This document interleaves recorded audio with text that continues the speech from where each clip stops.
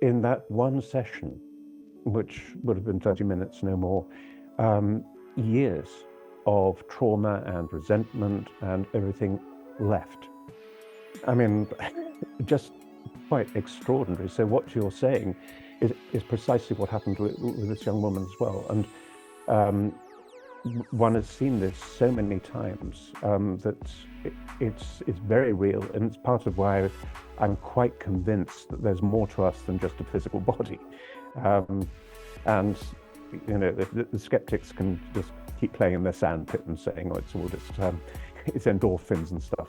No, it isn't. There's very obviously something going on.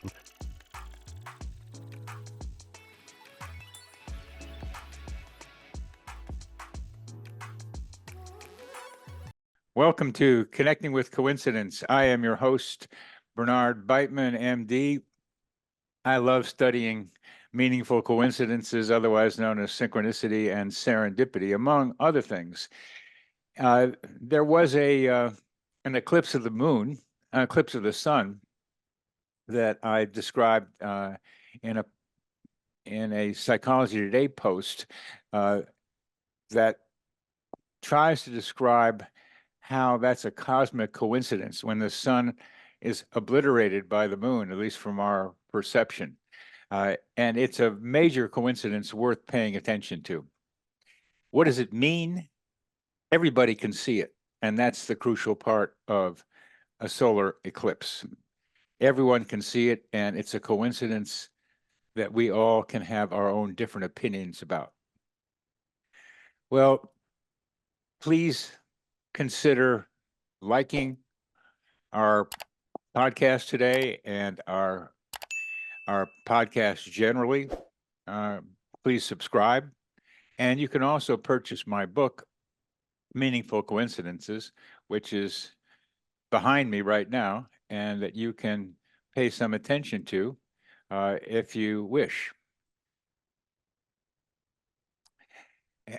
Our guest today is a remarkable man, Richard Petty, who has been interested in meaningful coincidences for much of his life.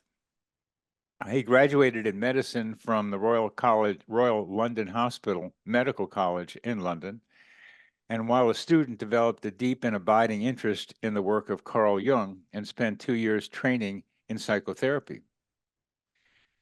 After graduation, he also obtained a master's degree in biochemistry, a doctorate in endothelial cell biology, and trained in acupuncture and qigong in England and then in China and the US. He practiced research and taught internal medicine, endocrinology, and metabolic medicine for 14 years before psychiatric training at Bethlehem Royal and Maudsley Hospital, London, and a research fellowship in neuroimaging at Johns Hopkins in Baltimore.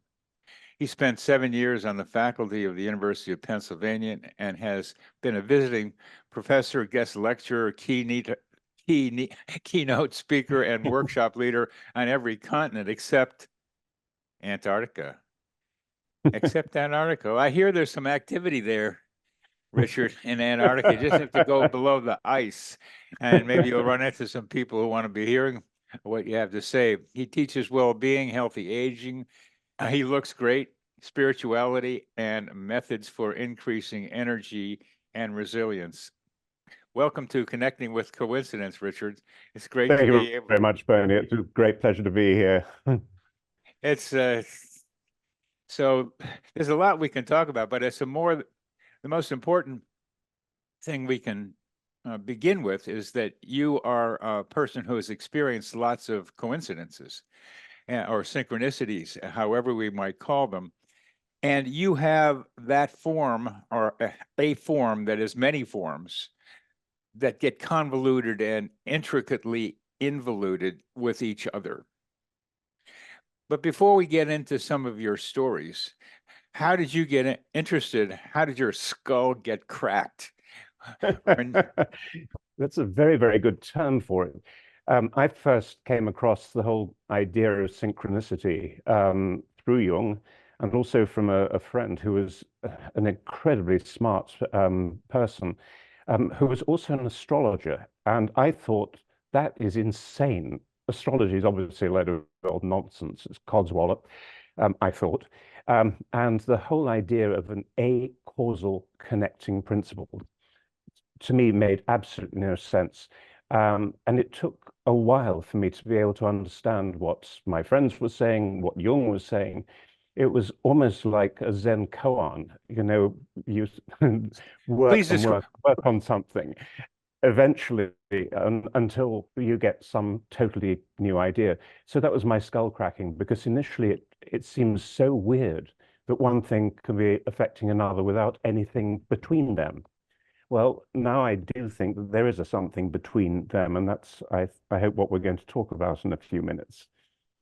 But that Yeah. was the background. So fortunately, it happened when I was a teenager. So your brain's still a bit malleable then. As you know, as we get older, it gets more difficult to take in new ideas. I've heard that. So you became very interested intellectually as a teenager. Yes, Were you experiencing them as a teenager? absolutely. And lots and lots of them. And in fact, there's and one of the reasons I became involved with this. When I was 17, I was about to go to medical school. I was a little bit of a doogie howser. But as you know, you can do that in Britain. You can go a bit earlier. But I was due to go and spend a couple of weeks in Europe that summer before I went up.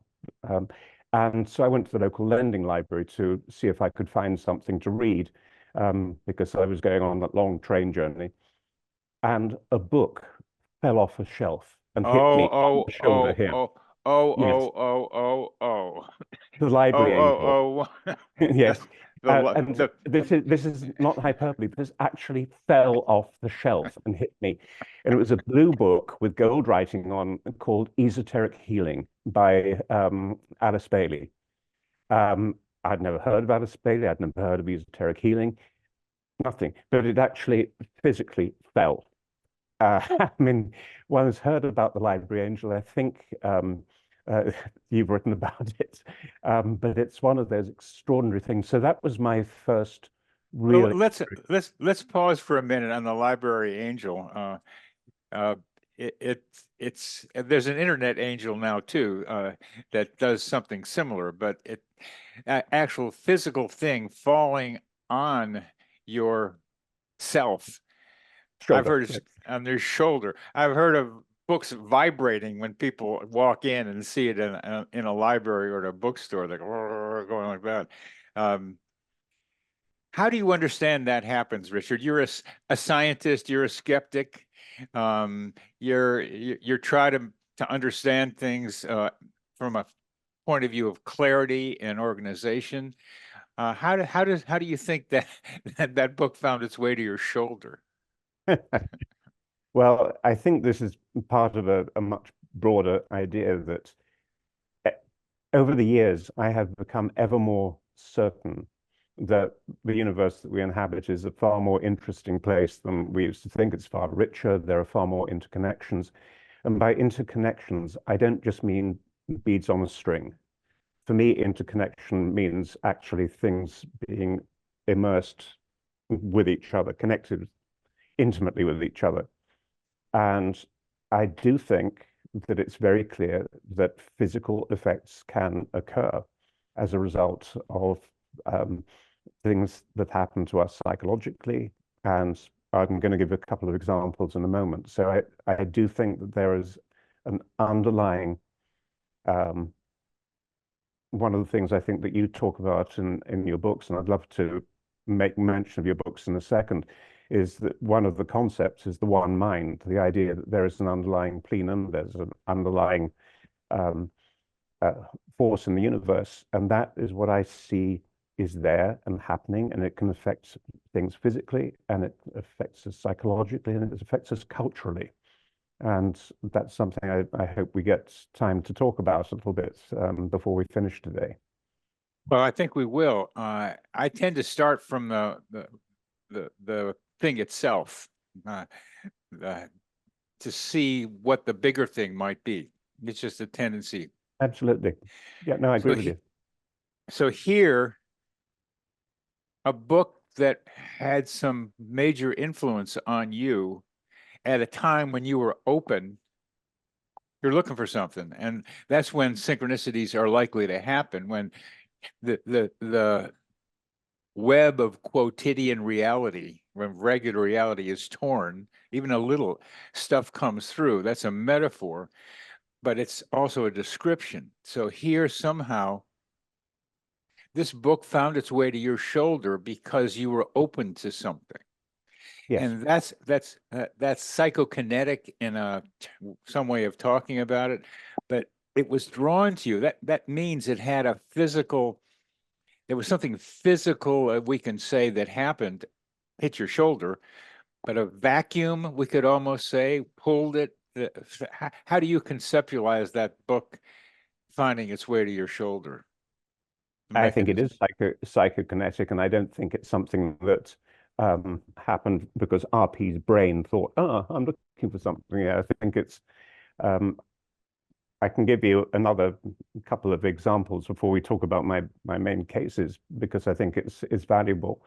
A couple of weeks ago, I was in a major city twice, and it's best if I don't say which city right now, but I was renting a car, and as I was drawing out, the young woman who was checking me out from the car rental place just suddenly started talking to me, and she said, "I had 3 seizures last Friday.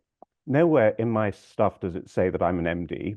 It doesn't say anything, or that I have a particular interest in neurology and psychiatry. No, it doesn't say that anywhere." So she starts talking to me about this completely out of the blue, and there are no people hanging around waiting, as one would normally get in that particular city. And so she starts talking to me, and I just looked at her and I said, "You're going to see a specialist?" And she said, "Yes, on Monday." This was a Thursday. And I said, "You need to ask if there might be a hormonal problem." She looked at me and went completely white and said, "How did you know that?" And said, "I've had a lot of problems with my cycle." Turned out she's 28 years old. And I said, "Well, there's one particular medication that they sometimes give you that can cause that sort of a problem. You need to discuss it with the experts." So wouldn't you just know it, 5 days later, I'm in the same city, same woman happens to be there again. I mean, what are the chances of that? And she said, "Oh, it's you. I just wanted to thank you because I mentioned this to the specialist yesterday who said he hadn't even thought about that, but that's probably the answer.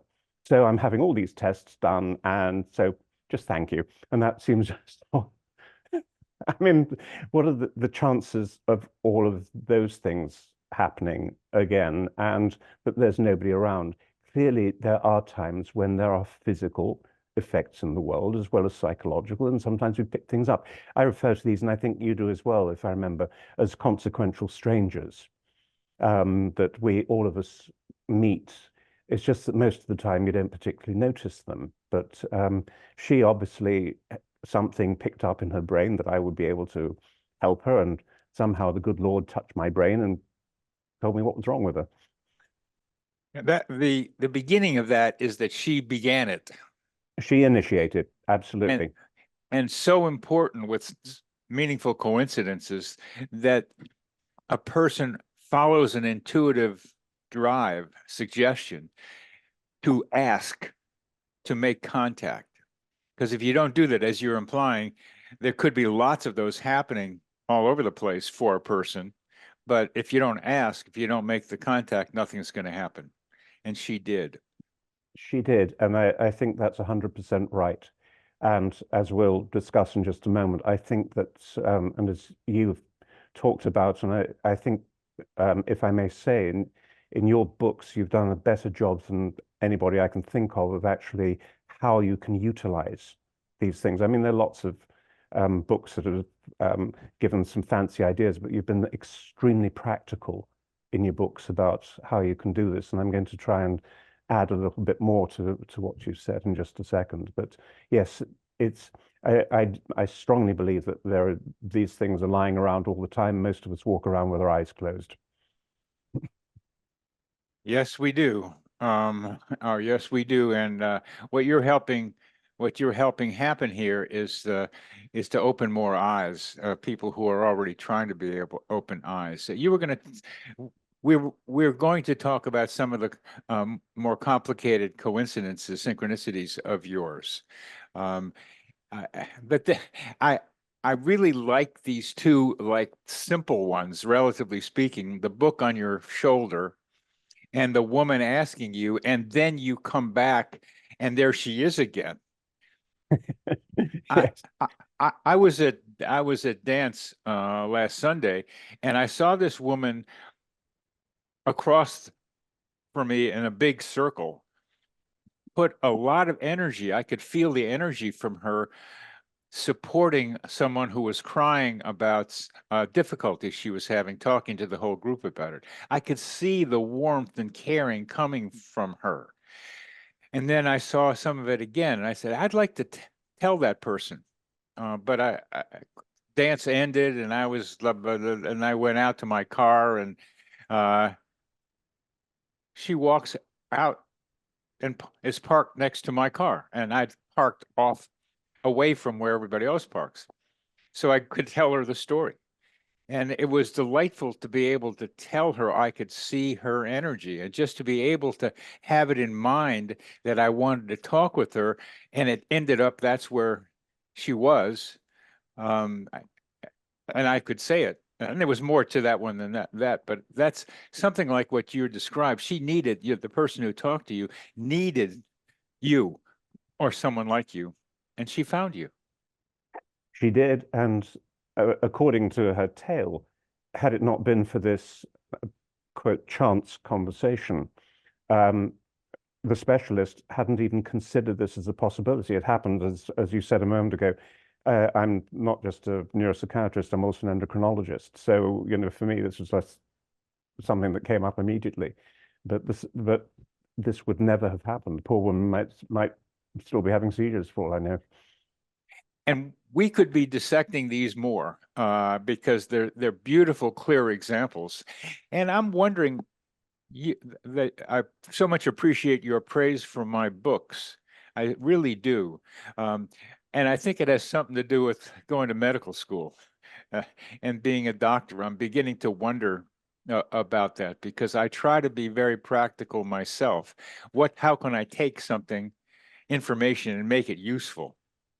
And it's what we learn to do and try to be able to do and hopefully get better at doing. And I don't want to take it any further than that, but I'm trying to develop a psychotherapy for the collective human organism.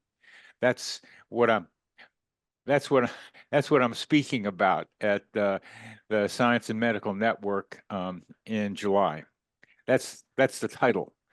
And it's an outrageous title, because I don't know what does he mean when he says that, but I know what I mean, and you might even have some ideas about it. But it's an attempt to use what I've learned as a physician, as a psychotherapist, psychiatrist, to do something about what the humanity is doing to itself. Uh, That's that's a side discussion that maybe we'll have. It will extend further, but let's talk about the stories you'd like to tell us, these interconnected synchronicities that have been part of your life. Yes, I'd love to, Bernie. But I'd just like to say two quick things in response to what you said a moment ago. I think it's absolutely right that your scientific and medical background is what sets your two books apart. Um, I have entire shelves, and this is not an exaggeration. I have a large library. I have several shelves of books just on synchronicity and coincidence. And I've just found yours to be the most useful because, again, it's very much in terms of practical advice.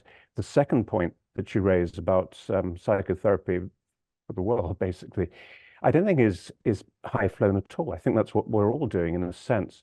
And in many of the spiritual traditions, I think it's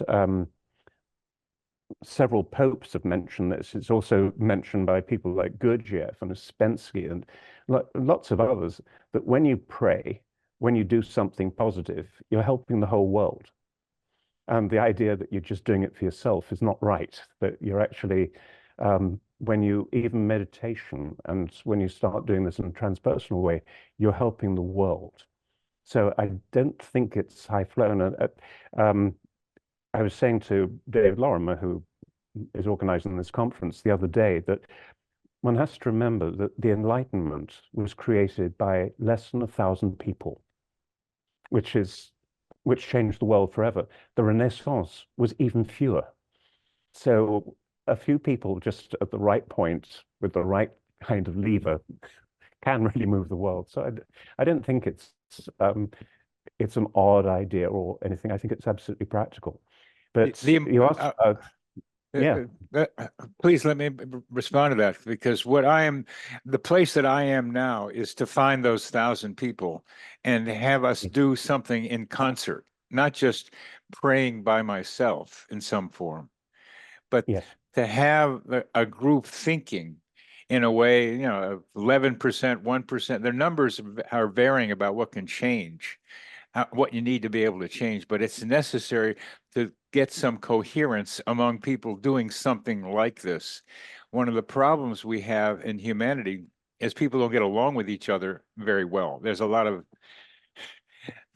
conflict.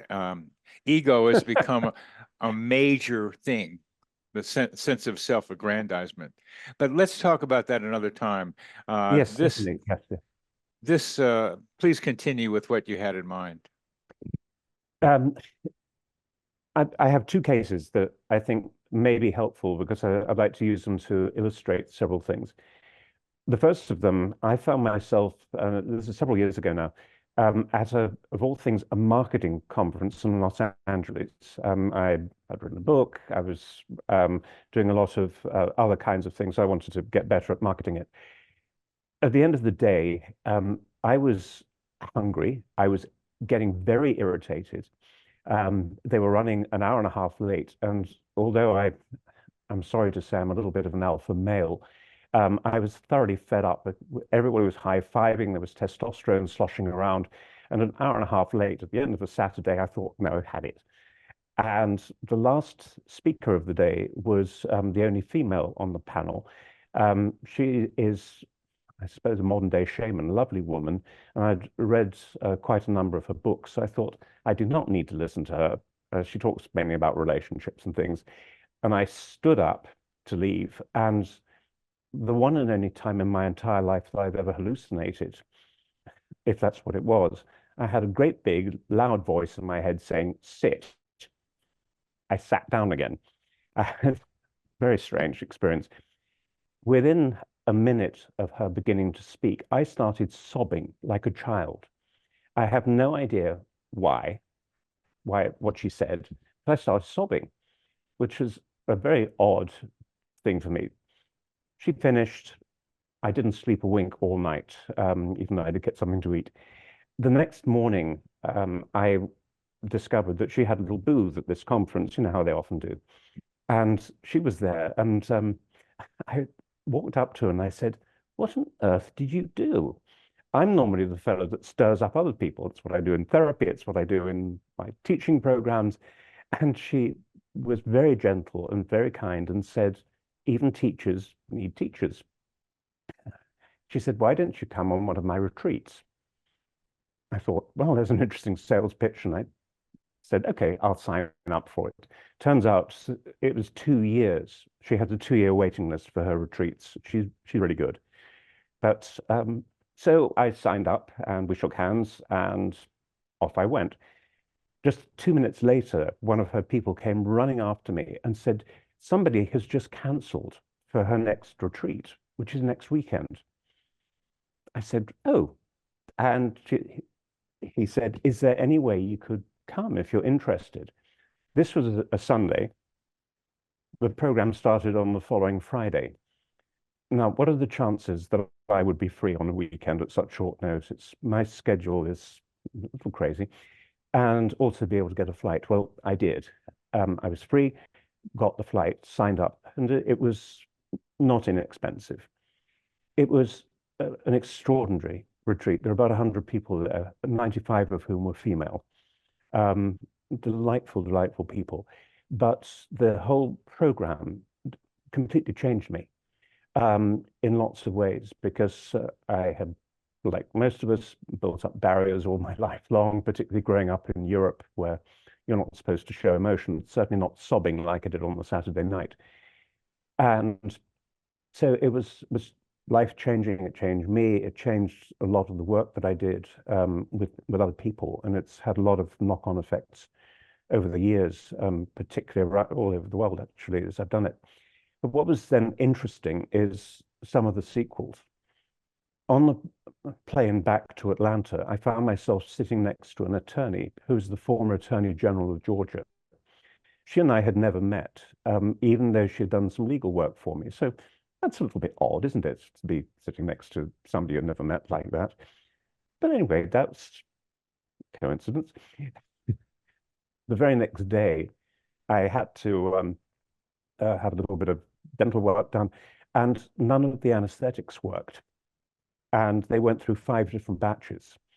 And so we had to cancel it and restart a week or two later. The dentist, who's a friend, of course, said he'd never seen anything like it. He said, none of it's working on you. What's happened to you? Well, I think physically one was able to metabolize the stuff. But then the pièce de résistance came the very next day because I got a check in the mail that I was not expecting. It had to do with some share thing from years earlier.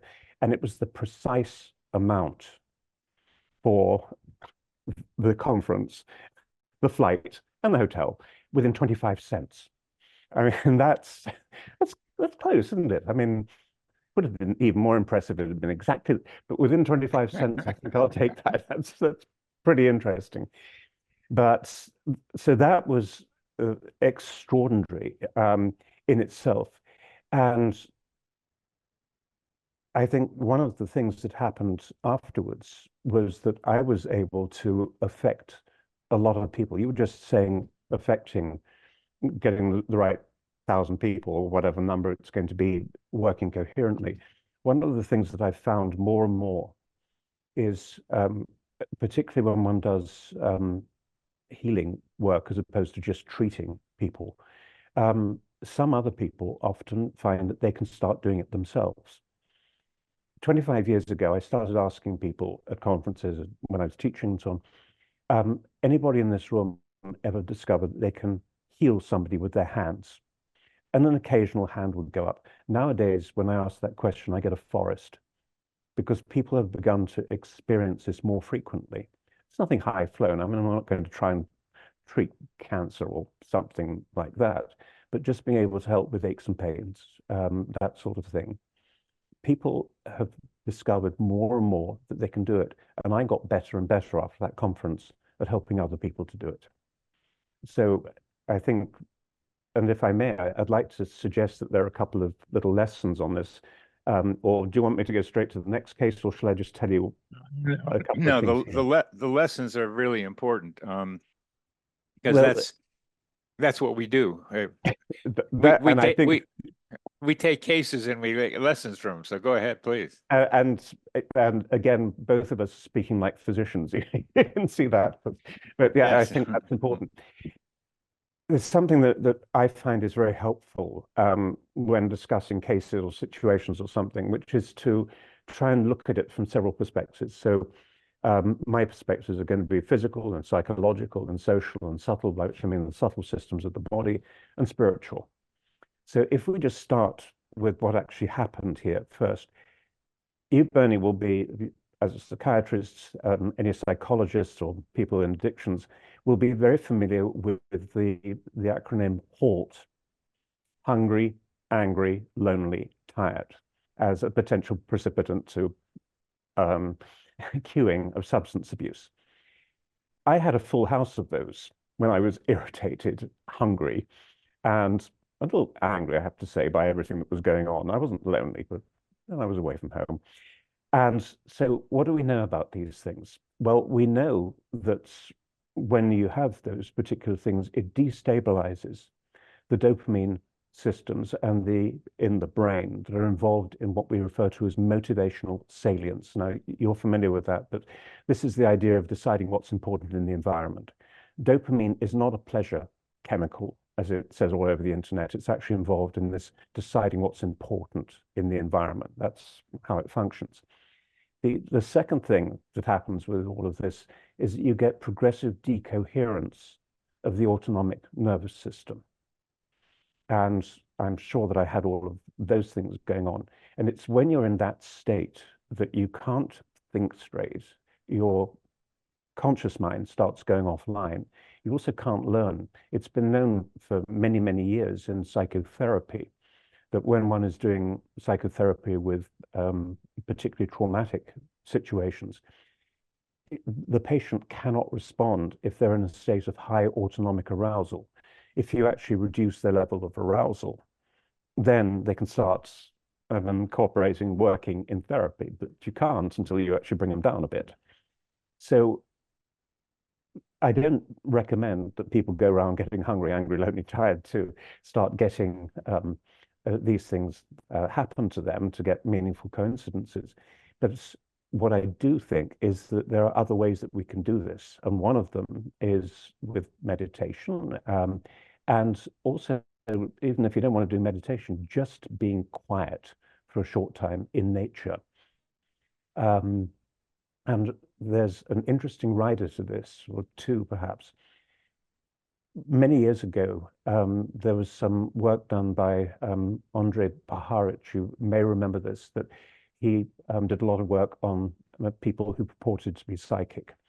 And one of the things that he said was that people seemed to be more receptive when they had a high level of parasympathetic activity. And I do believe that's true because, again, that happens from meditation, contemplation.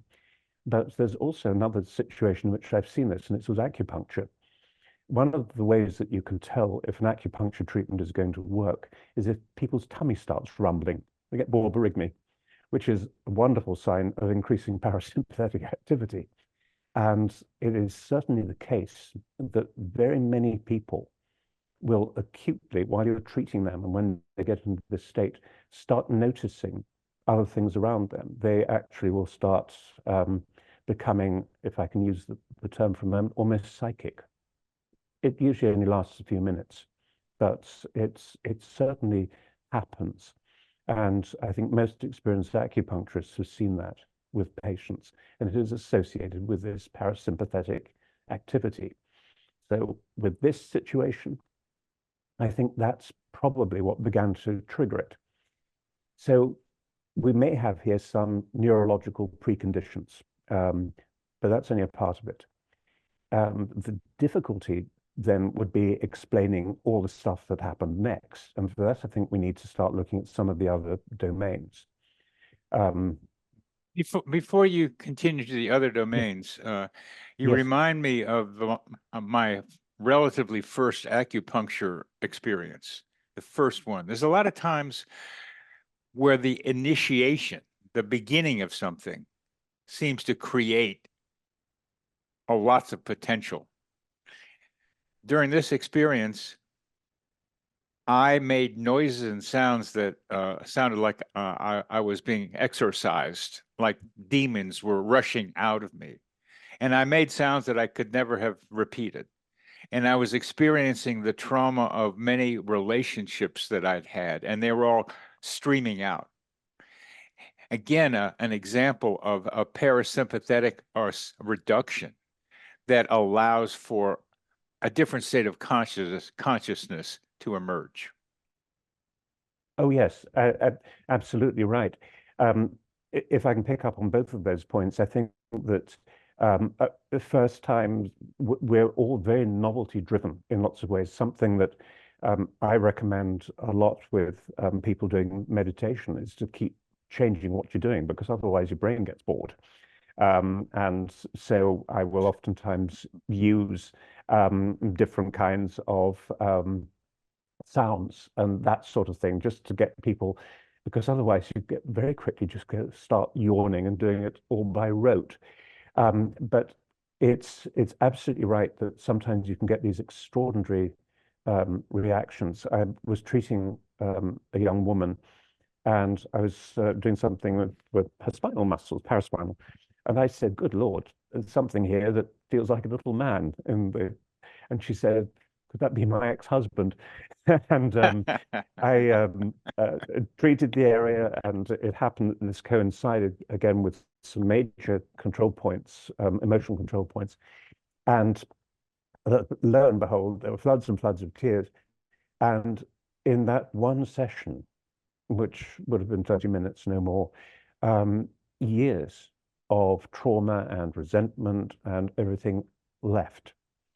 I mean, just quite extraordinary. So what you're saying is precisely what happened with this young woman as well. And um, one has seen this so many times that it's very real, and it's part of why I'm quite convinced that there's more to us than just a physical body.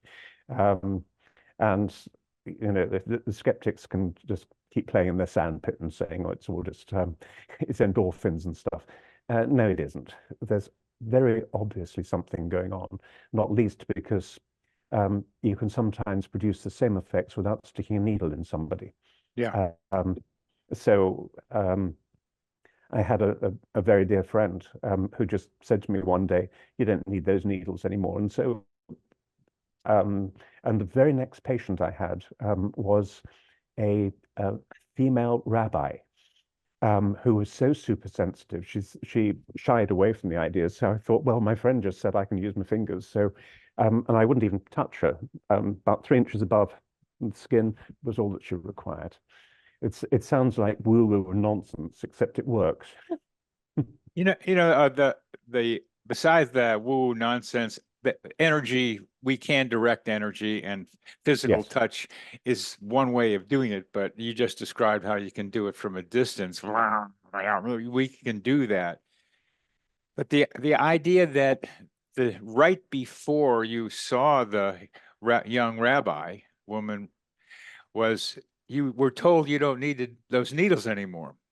And that yes, kind of flexibility in your thinking, which is what I encourage our audience to be able to also have, what you just did, is to recognize that there's information around you that's coming into you that can often be useful for you right now or very soon. absolutely. Um, and I think that's something that is very helpful. And I think you've already probably touched on this in other places. We now know a great deal more about how our brains work. And if we understand something about that, it also helps us to understand something about how the rest of us works, I think. We know that we were all taught in school.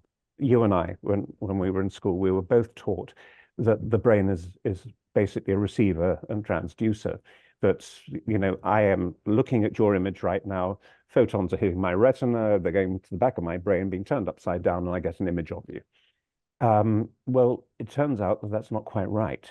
The brain is actually constantly making predictions about what's going to happen next.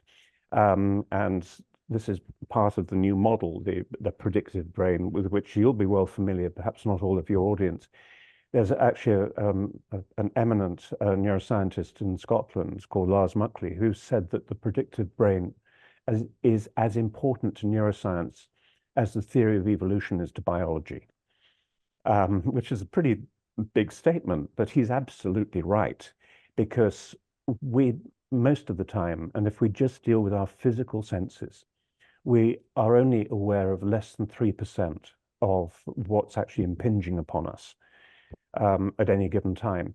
And it's usually only when we get something that breaks the prediction that we start noticing. So you get out of bed in the morning, you put your foot down, you don't notice. You're doing it all on autopilot. You go to the door of the bedroom, you open the door, but I've just tricked you. I put super glue on it. You can't open your door. And suddenly you begin to notice. And then you get out of the room, and now I've also super glued your coffee pot. Now you begin to notice, you begin to see things. Well, I'm not going to put super glue on things around you to make you become more attentive. I'm simply going to say that is actually how our brain and also our mind, which I think are two separate things, operate. They work on predictions, and we need to be more aware of those all the time. And these predictions actually work extremely quickly. They're also mediated by a part of the brain. You and I were taught the limbic system of the brain is involved in emotion. It actually isn't. That's a mistake. It's actually the limbic systems of the brain are primarily involved in extremely short-term memory, rapid responses, and making predictions. A lot of what we learned in school wasn't quite right about that. So we are constantly in this massive world of information that's out there all the time. And most of the time, what we actually do is we switch it off. We don't notice it because we'd be overwhelmed by it. And the same applies not just with external senses, but also with internal senses. And this is one that I also recommend that people start paying attention to, and this is interoception. Again, you're very familiar with this. This is the ability to sense our internal organs and our internal states. Most of us don't, for instance, feel much about our tummy, our intestines, until something happens, like my acupuncture needle, healing, whatever. Then you become aware of it. You deliberately don't become aware of those things because it would be absolutely overwhelming. What the problem with many people with psychological problems and many physical problems is that they become overwhelmed by these sensations. They lose their sensory gating abilities. But one of the things that can be immensely valuable is if you start becoming aware first of your breath, which of course everybody's learned about that one, but then also start becoming gently aware of your heart rate. And there's actually quite a lot of empirical research data on this, that one of the ways in which you can start taking hold of your interoception and having very useful physical effects on yourself is by becoming aware of your own heart rate, breathing first, heart rate second. Oh, good. So, I sorry, also Ben. I pay attention to my heart rate, which is usually around 50, and sometimes a little lower. But I also pay attention to messages from my heart. My heart Yes, is speaking to me, and it speaks in kind of feeling tones that I have to interpret somehow. And that's an important thing to be able to learn to do, the scanning of your internal organs. Let's just say us doctors recommend that as a good healthy practice. Let's just say that. Let's it just say that. absolutely is. Let's just say that. So let's go on. Let's go on to maybe your next story. I think you had something more to say about this last story. No, I was the only thing I wanted to highlight from the rest of my tale of this one and finally getting the check with everything bar the 25 cents is that it's easy enough to see what starts the ball rolling from a neurological perspective. You cannot possibly try to explain the getting the money sitting next to the person and being able to hypermetabolize lidocaine just on a simple neurological. It No, doesn't you work. can't. No, you can't. There's, Okay. but I've always been a great believer, and it's one of the things I tried to bring to the Scientific and Medical Network years ago, is that I think you have to test ideas to destruction. You know, that's what they do in engineering. You have to keep pushing, and before you say, it's because of some strange fluence somewhere, how far can we actually push it? There's no neurological mechanism that explains all the rest of it. So I think there's something else. But if I may just tell you very briefly about a second case, because I think it also helps to illustrate something. This concerns a woman, mid-50s, living on a spiritual sanctuary that was at one time sacred to the Creek Indians. And the property contains a 1.5 acre lake that's fed by an underground well. And many people over the years have claimed that the water of the lake has healing properties. But what's even more interesting is that over the lake, there have been reports of apparitions of some female spirit. Children have come here and have said that they've seen a rainbow lady over the lake. So interesting. So this woman, without any warning whatsoever, extremely fit and healthy, had a sudden massive intracranial hemorrhage, and it was one of the bad ones. We don't need to get into the details. Suffice to say that it's one of those that has a 1% chance of survival. It was brainstem, secondary hydrocephalus, all the rest of it. But here's where the story becomes interesting. She actually collapsed while taking a little rescue dog to the groomers. Now, this dog was about to be put down a year earlier. He'd been rescued, one of 8, and it was the groomer who was part of the rescue league. And so that's the house that he was being taken to.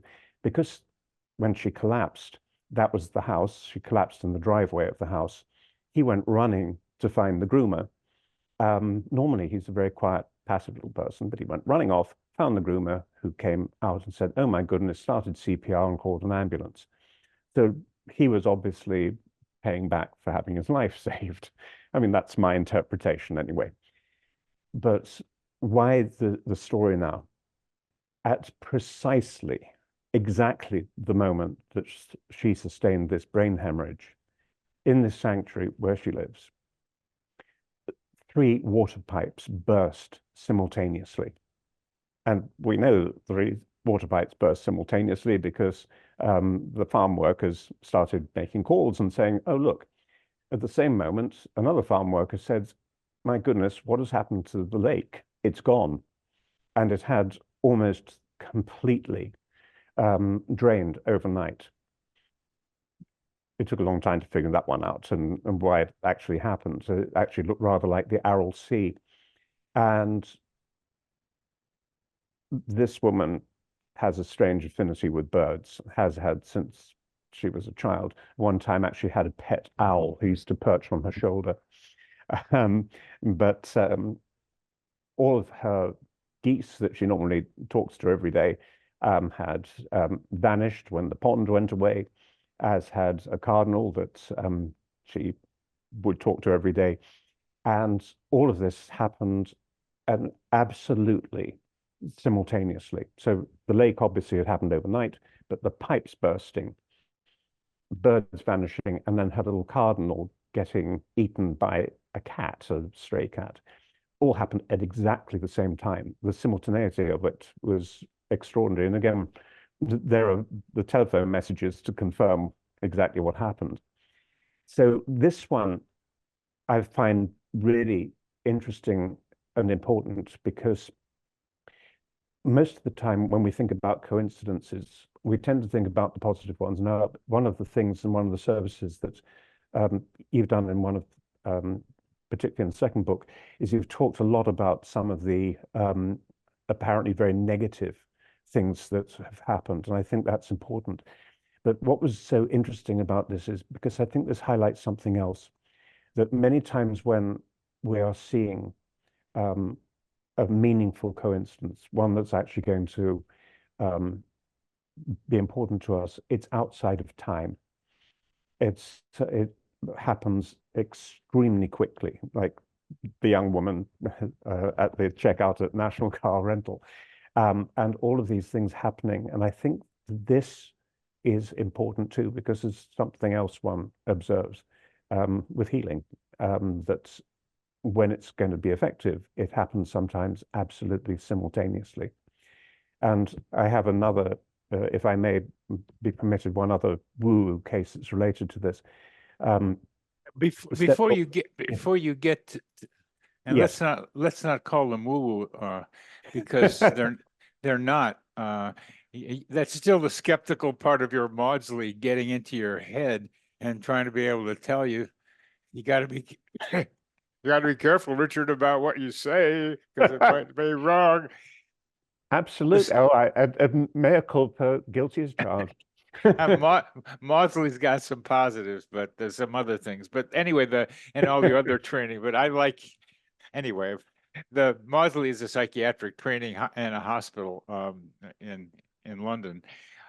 The simultaneity is very, very important in this. When I ask statisticians, some very good statisticians who are interested in this, about how they calculate the probability of a coincidence, they multiply the base rates of the two incidents and to get the probability. Now, base rate means the frequency of each one of those things happening, like how often does it happen that a woman gets a massive stroke like that and the pipes burst?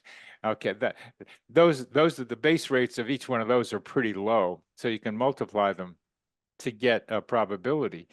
However, the simultaneity, the time span between the two events gets ignored by statisticians. They don't take that into consideration. It's the same as if the two events had happened years apart. And to them, that's just the probability of the two events occurring. No, the space between is important. The timing is really important. How do you think about that kind of timing, Richard? You said, I think, something about it being outside of time that these things happen.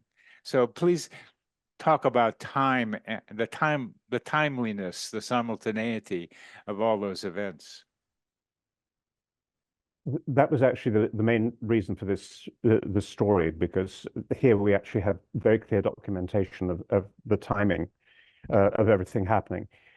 Because you're absolutely right, and I think at the beginning of your book you make this extremely good point about the base rate calculation, and why I wanted to introduce this into it, because it tells us that there is clearly something else going on here which lives outside time. So what do we know about time? That there are obviously many different types of it, but the one that has been of greatest interest to me, particularly in recent years, has been the fact that there are many states and many times when time moves at a different speed.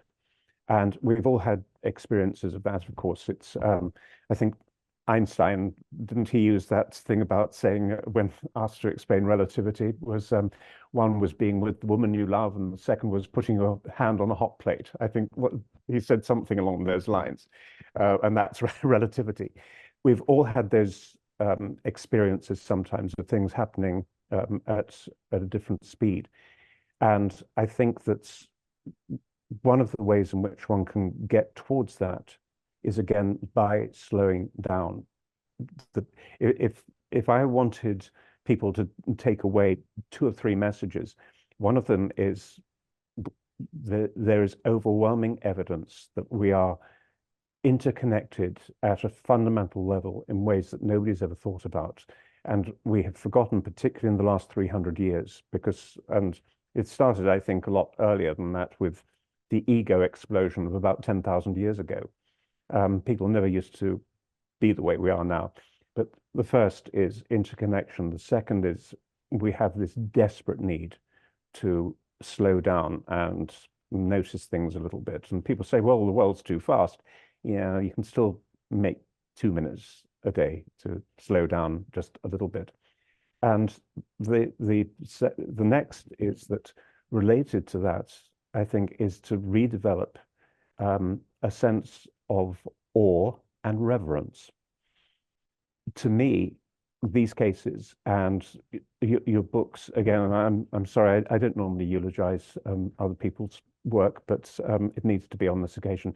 You've got the best collection in there, and if you don't walk away from your book at the end of it, or books plural, with a sense, first of all, of awe about the universe, and then a feeling of reverence for what's going on, I think this you need to reread them because that's the strongest sense that I get. And if we get that, I think that's extraordinary. So consciousness, our conscious experience is obviously extremely fluid, our sense of time, and it's in the gaps in between our thoughts. That's what people have been saying for millennia. It's in those gaps that we actually really notice things. In some of the old teachings, it used to say that the influx of God was between two thoughts, and also between two breaths. Well, actually, I'm not going to say woo-woo about that because I happen to believe it's true. And I think one can experience that for oneself. But that was really why I wanted to highlight these cases, because I think what is happening here to all of us is that we are in this sea of information. And that's one of the things that the big problem about our polarization is that we don't understand all the time that there is something else, there's a glue that's holding everything together, and that glue is information. And that is the sea in which we float. And I think my suggestion is those couple of things will help us to notice a little bit more. What if I were to suggest to you that that's not just information, it's energy information. It's something that it's both energy and information that are floating around us all the time. I'd be more than happy with that. I'm always a little concerned about the term energy because I'm not quite sure what it means, in a sense. In Chinese medicine and in Ayurvedic medicine, when we talk about energy, they actually don't mean it in quite the way that we do. They mean it more in the sense of influences, which then can lead to a flow of energy and information. I mean, I would not argue with the term. It's just I'm not quite sure that I understand what it means, energy. Well, I agree with you about that now that I've thought about it more. I use the term energy and information together as part of the sea that we're floating in, which I call the psychosphere, and noosphere is another term for that. There's something going on around there, but I've gotten more tuned into frequency as a term that covers both, because information is also vibrating, and that's the point I think I'm trying to be able to make. And I think that's a good point, and I'll be very happy with that. And I'm not being too much of a hair splitter. I think it's one of the things that's very useful for us generally is just to be able to come up with it. That's why I liked your idea of psychosphere and more generally the noosphere, which I think is definitely happening. I think it's been accelerated by the internet, and I think one of the terrible things that we've been seeing is actually the monsters of the id coming out. And so for people that are familiar with some of those old Freudian ideas, we believe that there's this kind of maelstrom of not very nice things in our subconscious.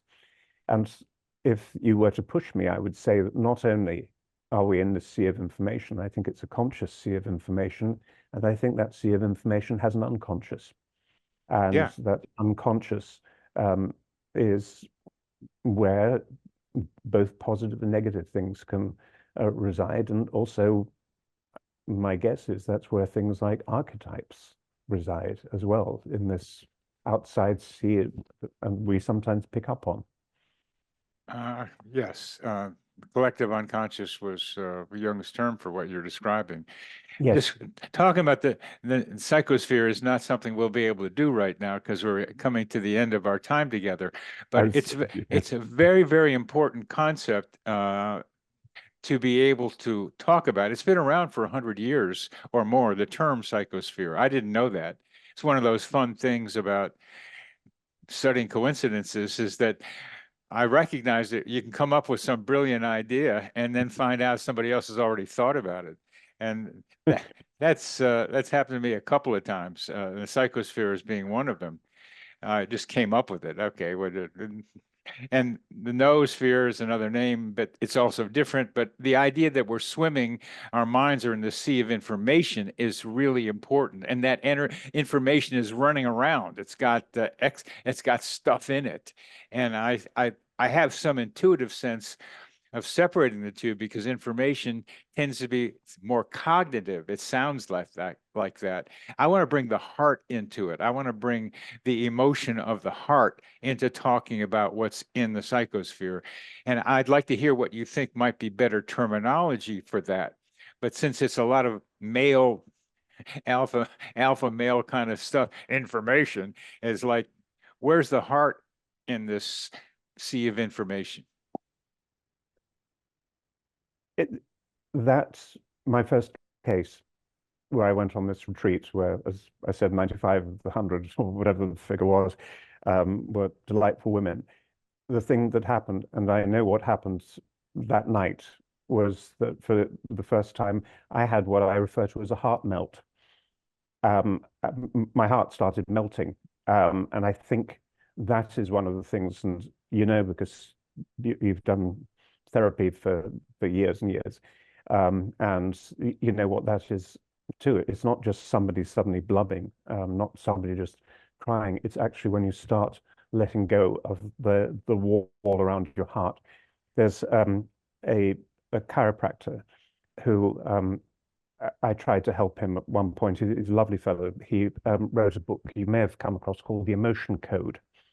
And one of his concepts is that many of us have a sort of wall in our hearts that means that we don't express emotion. But it would be remiss of me if I didn't mention that this gentleman phoned me out of the blue. We hadn't spoken in about 18 months, just because he lives on the other side of the country. And he said, I just had a feeling that I needed to contact you. He didn't know that my stepdaughter had just been in a horse riding accident where she'd been kicked in the head. Fortunately, it turned out not to be too terrible, although she was life flighted somewhere. He got this intuitive message 2,000 miles away. He said, do you mind if I treat her? No, Brad. I said, that would be absolutely fine. He successfully treated her from 2,000 miles away using one of his kids as a proxy. And how do I know that he successfully treated her? Because when she came back to Georgia, this all happened in Lexington, Kentucky. When she came back, she had x-rays done by the chiropractor who said absolutely everything is fine, which is rather extraordinary from 2,000 miles away. But one of the things that I think one notices all the time in treatment and in therapy is that when people have a very solid heart, you can't treat them with anything apart from medications. As they become more receptive, they first start being able to notice their own emotions, then they start noticing things around them. I think absolutely the key to understanding, and that's why I use that word awe and reverence, because to me those are matters of the heart. And once you start feeling those, you start noticing a lot more stuff that's going on around you. And I also think you also start noticing, and far more you start experiencing a lot more when you are doing more for other people. All your work, Bernie, is obviously to try and help other people. That's what you said, and that's obviously very clear. Those two books were not easy to write. You're obviously doing it to help other folks. I would therefore be willing to submit that you probably have more meaningful coincidences than other people, because